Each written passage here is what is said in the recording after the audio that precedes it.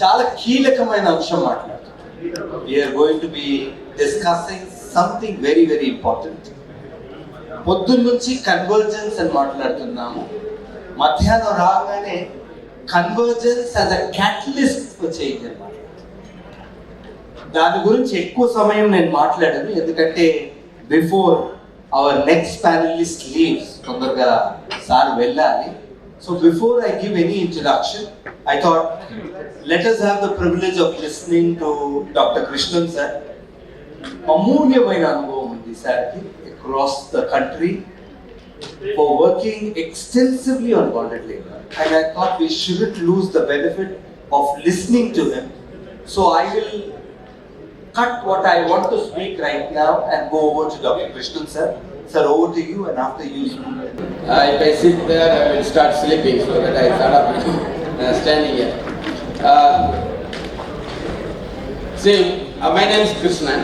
We have a team that called National Adivasi Sarvedi Council, and it's a registered organization called Adi Bhumi. We have been working in this issue for more than 30 years, and we identified bonded laborers in 39 types of industries, starting from fishing industry, bricklaying, sugarcane, salt palm, domestic service, and fishing. Number of plantation, grazing, like that everywhere. And we have visited 15,832 work sites during this past period. 67 bonded laborers has been rescued from fishing sector in Nagar Karnool district through coordinated action by the AHTU, Revenue, Labour, DCPO, Civil Society Organization, and DNSA, as well as Medical Department, Transport Department, including Panchayat Raj Department. Anybody have seen that news that people have been rescued from fishing industries in Nagar Karnool and Krishna River? I hope you might have seen in the Samira's news. Police officers who have been involved in that, anybody knows that? Sir, fishing industries we rescued last time. And people have been, they have been from more than 10 state people have been sent back to their areas. అదే వచ్చిన media personality Vanaja madam కూడా వచ్చారు, స్వాగతం పలుకుతున్నాం. Welcome madam. And secretary SLSA sir పొద్దున వచ్చారు మనకి, so పరిచితులే, so సార్ని కూడా ఆహ్వానిస్తున్నాను.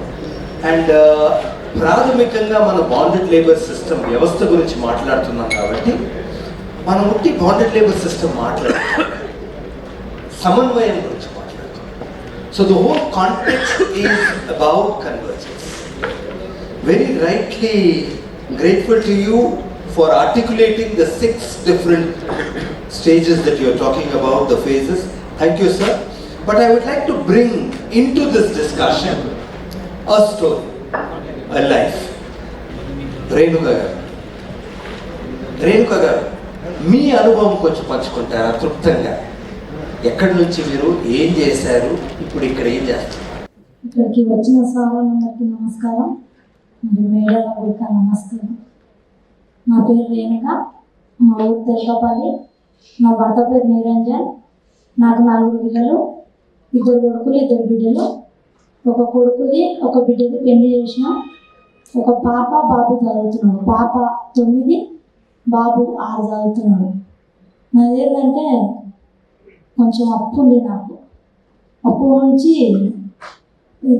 నుంచి బాధపడుతుంటే ఊళ్ళో తెలిసిన వాళ్ళని మేసెత్తానికి పోతావా, డబ్బులు ఇస్తారు, మంచిగా పని ఉంటుంది అక్కడ పోతే అని చెప్పింది. అంటే సరేలే పోతలే అని చెప్పి వెళ్ళినాం. వెళ్తే అక్కడ మేసెత్తానికి పోయినాక డబ్బులు అడిగినాం. కొంత డబ్బులు ఇచ్చిండు. కొంత డబ్బులు ఇచ్చినాక పని మంచిగా ఉంటుంది, ఫుడ్ మంచిగా ఉంటుంది, చేసుకోవాలి పని అంటే సరే అని వెళ్ళినాం. అక్కడికి వెళ్ళాక ఒక 4 నెలలు చేసినాం పని. 4 నెలలు పని చేసినాక 6కి పనికోవాలి. మళ్ళీ తిరిగి వచ్చే వరకల్లా నైటు 9 అవుతుంది, 10 అవుతుంది. మరి ఏందమ్మా ఇట్లా లేట్ అవుతుంది, మరి ఎట్లా మేము వచ్చేది ఎప్పుడు, తానా చేసేది ఎప్పుడు, మేము బట్టలు ఎప్పుడు విండుకోవాలంటే మీ ఇష్టం చేయండి, లేదంటే డబ్బులు తెచ్చి పెట్టుకోరు, నువ్వు ఉండు, మీ మొగం తోలి అని. అంటే మాకు ఇంటికి వెళ్ళినా కానీ కట్టే సోమత లేదు, మాకు చెరుక లేదు, మన మోనికి జాబ్ లేదు, నాకు ఏం లేదు. ఏమైనా కూలి పోవాలి లేకపోతే లేదు. సోమత లేని దానికి ఊరికో ఏం చేస్తామని అక్కడనే పని చేసుకుంటున్నాం. మాకు నెలలో 2 సార్లు సెలవు ఇస్తారు. అది 15 రోజులకు ఒకసారి మానకం అంటారు. ఆ 15 రోజులు ఒక్కోసారి కూడా మేము ప్రశాంతంగా తిని తానాలు చేసుకొని ఆ ఒక్కరోజు అన్న సుఖంగా ఇంటికాడ వండుకుంటాము తింటామనే ఆలోచన ఉండదు మాకు. ఆడి మనిషి ఒక సంచి బియ్యం చేయాలి, 1/2 క్వింటాల్ బియ్యం ఉసికే జల్లెడ బట్టి తూర్పాల బట్టి బియ్యం పోయాలి. అట్లా పోయకపోతే ఆ సంచిలోకి ఎట్లున్న బియ్యం అట్నే పోసి ఉంటాం అంటారు. సరేలే అని చెప్పి ఆడి మనిషి సంచి బియ్యం చేయాలి, మగ మనిషి ఏమో కట్టెలు కొట్టాలి. కట్టెలు కొట్టకపోతే నీకు అన్నం ఎట్లా ఉంటారు, అన్నం మెత్తగా చారు నీళ్ళు చేసి పోస్తారు. సరేలే అని చెప్పి కట్టెలు కొట్టాను. ఒకరోజు మానకం వచ్చింది, మా వియ్యంకుడు కట్టెలు కొట్టలేదు. కొట్టకపోతే మేస్త్రి చెప్పు తీసుకొని కొట్టిండు మా వియ్యంకుని. కొడితే వాళ్ళు అలిగి ఇంటికి వెళ్ళి వచ్చారు. ఇంకా మేము రాలే, అప్పున్నాము. ఇంటికి పోతే అడుగుతాడు కట్టనిక మాకు సోమత లేదని అక్కడనే ఉన్నాము. మేము ఉండి పని చేసుకుంటున్నాం.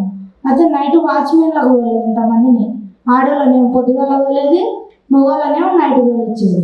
అట్లా నైట్ పోయి వచ్చి ఇంటికి వచ్చి ఇంటికి వచ్చే వరకల్లా మధ్యాహ్నం అయ్యేది. ఆ మధ్యాహ్నం అన్నం తింటేనే చనిపోయిండు ఒక ఆయన. మాకు భయం వేసింది, మరి ఏంది ఇట్లా జరిగిందంటే వాళ్ళ ఇష్టం, వాళ్ళ క్యాంపులో జరిగింది, మన క్యాంపున్నా మీరైతే పనికి వాడరని చెప్పిండు. సరేలే అని అన్నాను. మరి ఇంకొకసారి అయితే ఆయన బీడీలు తాగుతాడు, బీడీలు తెచ్చుకుంటాను. ఊరు దూరం ఉంటుంది మాకు, క్యాంపు ఒకతాన ఊరు ఒకతాన. సరేలే అనుకున్నాం. ఆయన బీడీలో కానీ వెళ్ళిపోయిండు, మళ్ళీ తిరిగి వచ్చడం మర్చిపోయి ఆయన కంపల పడి చనిపోయాడు. 1 వారం రోజులు అయింది. పురుగులు పడ్డాయి, మనిషిని గుర్తుపట్టలేకపోయినాం. అక్కడ ఉన్నోళ్ళు మహారాష్ట్ర వాళ్ళే గుర్తుపట్టి ఇక్కడ మనిషి చచ్చిపోయిందంటే మా దిక్కు మనిషి అని చెప్పి అప్పుడు మా దిక్కు పంపించడం జరిగింది. ఆయన అట్లా కష్టపడుకుంటున్నాం. అయితే మా ఊళ్ళో తెలిసిన మా బంధువులు ఉన్నారు, ఇట్లా జరుగుతుంది ఇక్కడ, మరి మేము ఊరికి వస్తామో రామో, మా పిల్లలను మేము చూసుకోమని మస్తు బాధ అనిపించింది. మా పిల్లలు ఫోన్ చేస్తే కూడా మేము అక్కడ ఏడ్చేవాళ్ళం. అని తిరిగి రానికి మాకు వీలు రాకపోయింది. సరేలే అని చెప్పి అక్కడ ఉన్న సారులకు చెప్తే అక్కడ ఉన్న సారులు మహారాష్ట్ర చేసారు.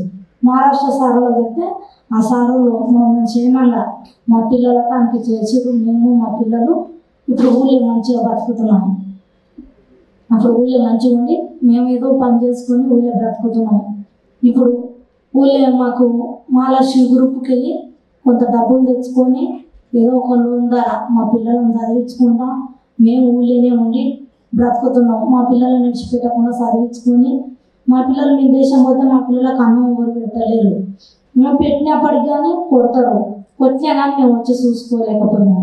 ఇంకా అక్కడ నుంచి ఫోన్లో చెప్తే మేము బాధపడేది, మా పిల్లలు బాధపడేది అని మేము పని చేసుకునేది. ఇంకా అక్కడ పరిస్థితులు ఉంటే మమ్మల్ని సారులు తెచ్చారు. మా పిల్లలను మమ్మల్ని మంచిగా చూసుకున్నారు.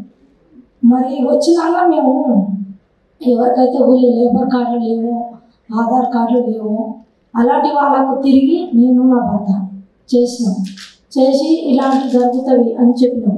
దేశాలు మళ్ళీ తిరిగి పోవద్దు, మా పిల్లలాగా మీ పిల్లలు అవుతారు అని చెప్పేది. మేము కూడా దేశాలు పోవద్దు, మన డబ్బులకు ఆశపడి అక్కడ దొరకపోతారు, ఎంతో బాధ పెడతారు మనలను, మన పిల్లలను చూడనియరు. సంవత్సరానికి మనం ఇక్కడ వస్తామా లేకపోతే అక్కడ చనిపోతామా తెలియదు అని చెప్తూ మేము పోనీయకుండా చూసుకుంటున్నాం. దేశాలు అనేది పోవద్దని మరి అందరికీ మా ఊళ్ళో చెప్పడం జరిగింది. పిల్లలను మంచిగా చదివించుకుంటున్నాము. మరి ఎవరికైతే కార్డులు వాళ్ళ కార్డుల కూడా చేస్తున్నాము. మరి మా గురించి తోలుకపోయిన మేస్త్రీలు ఇబ్బంది పెడుతుంటే కూడా మరి కలెక్టర్ మేడం మాకు సాయం చేసింది. మరి పోలీస్ సార్లు కూడా మాకు అండగా ఉన్నారు.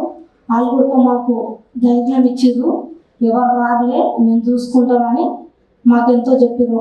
పోలీస్ సార్లకు కూడా థ్యాంక్స్ సార్ మీ అందరికీ. Very important when we're looking at convergence is Renuka brings in one experience of her life. For the panelists, SLSA, వాళ్ళు ఏం చేస్తారంటే మనం ఇంత కష్టపడుతున్నాం వాళ్ళు చేయట్లేదు. In Hindi we say the tu my. And I think that by far is one of the biggest failures by which we are letting down people like Renuka and so many other lives. Is convergence a choice? If you really truly desire to eliminate bonded labor, for me bonded labor is not a disease that we are not eliminating. We are not looking at a disease. polio can be eradicated, HIV can be eradicated. Bonded labor, it is imperative on each one of us as human beings that no other human being should be suffering, should be under slavery. Slavery is a shame. If that doesn't move you and me, then I don't know what should move us. And I think ఆ స్పందనతోనే మనం మొదలెట్టాలి. ఇంకొక మనిషి అలాంటి పరిస్థితులు ఎప్పుడూ రాకూడదు. Sir, what according to you should be the role of the State Legal Service Authority? The whole enterprise, in the morning we spoke about how Legal Services Authority brings in legal right to the people out there. Legal services authority కొద్దిగా history చెప్పి I letter in to the role of the SLSA in eradicating or extending support to the bonded laborers issue.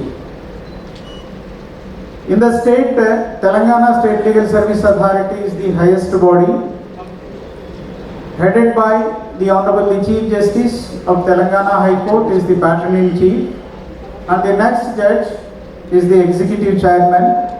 Under the directions of the Honorable the Chief Justice and executive chairman, the Telangana State Legal Service Authority undertakes the various types of activities as contemplated in the Legal Services Authorities Act and the directions of the NALSA is the central body. At district level, the District Legal Service Authority undertakes the legal service activities in the nook and corner of the village. Likewise, we have Mandal Legal Service Committees headed by the Junior Civil Judge as a chairperson. So what actually the legal service institutions are doing? What are the primary duties of the legal service institutions? Number one, organizing the awareness camps in the localities to create awareness among the public on various legal aspects. Next one, assisting or extending the legal aid to the poor persons who are described in the explained in the section 12 of the Legal Service Authorities Act. In that, the woman, child, and the persons from SC/ST communities and other persons are entitled to free legal aid.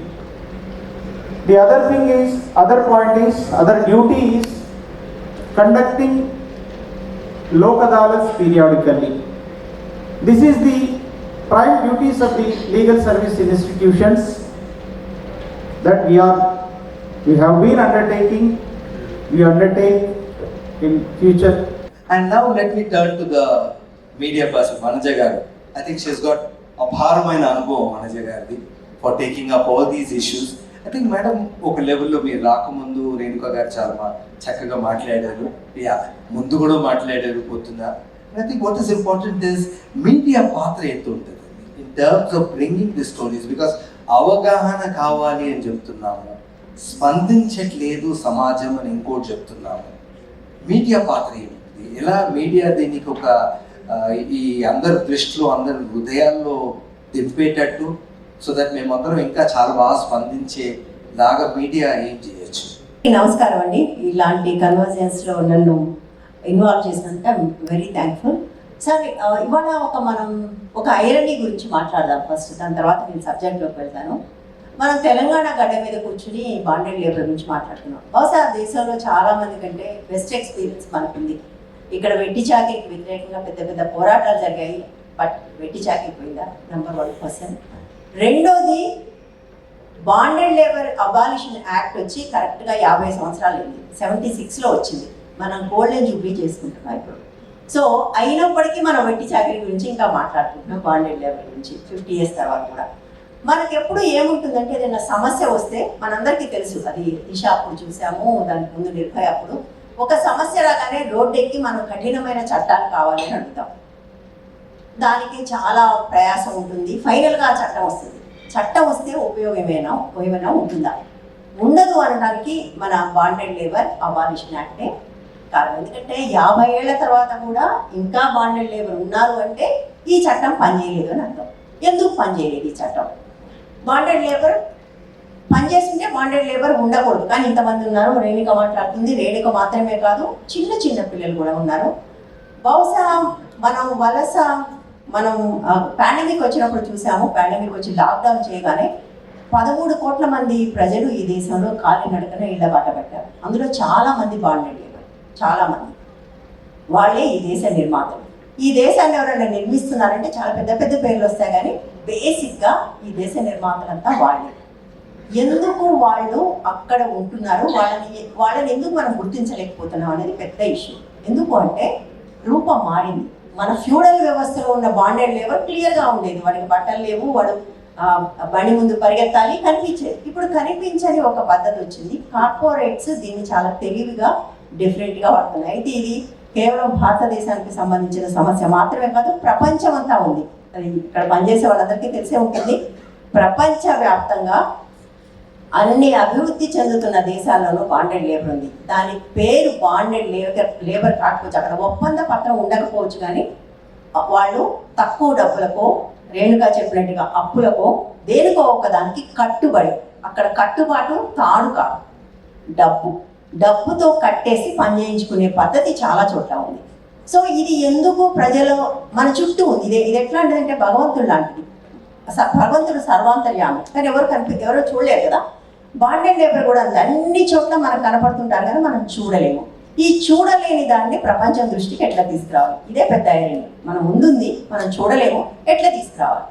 ఇందులో media పాత్ర ఏంటి అని, media గురించి చాలామంది పెద్దలు ఉన్నారు. Media ఎట్లా మారుతూ వచ్చిందో కూడా చూశారు. అన్నిటిలాగే, సినిమాలాగానే, ఇంకా న్యూస్ పేపర్స్ లాగానే, అన్నిటిలాగానే పత్రికల్లోనూ మీడియాలోనూ కూడా ఆల్ ఈజ్ వెల్ అనే న్యూస్ మాత్రమే ఇవాళ సేల్ అవుతున్న news. I'm sorry to say, మేమందరం జర్నలిజంలోకి వచ్చినప్పుడు సమాజాన్ని మార్చడానికి జర్నలిజంలోకి వచ్చామని మేము అనుకున్నాము, నమ్మాము, ఇప్పటికీ నమ్మటానికి గట్టిగా ప్రయత్నం చేస్తున్నాం. కానీ ప్రస్తుతం జర్నలిజం అలాంటి పరిస్థితిలో లేదు, మీడియా లేదు. మీడియా పూర్తిగా కార్పొరేట్ల చేతిలో ఉంది, లేదా రాజకీయ నాయకుల చేతిలో ఉంది. వాళ్ళ ప్రయోజనాల్లో బాండెడ్ లేబర్లా కానీ ఎటువంటి సామాజిక అసమానతలను కానీ నిర్మూలించడం లేదు. Today, the Telangana Police Department, the Women's Safety Wing, in collaboration with International Justice Mission, we have organized a state convergence workshop on ending human trafficking and bonded labor in Telangana. So we had the WCD Minister Sitaga Garu and the DG Shivdar Reddy sir, and we are going to have the Labour Minister Vivek Venkatasamy Garu coming for this event. And this whole event is to talk about the problem of bonded labor and human trafficking in Telangana, and how government departments can come together and work in one and bonded labor in Telangana. So today we have close to 220 people from the Labour Department, Revenue Department, Police, Judiciary and the NGOs who have all come together. These are the key people who are working on the bonded labor issue, and they've all come together and they've made decision that we will end bonded labor in Telangana.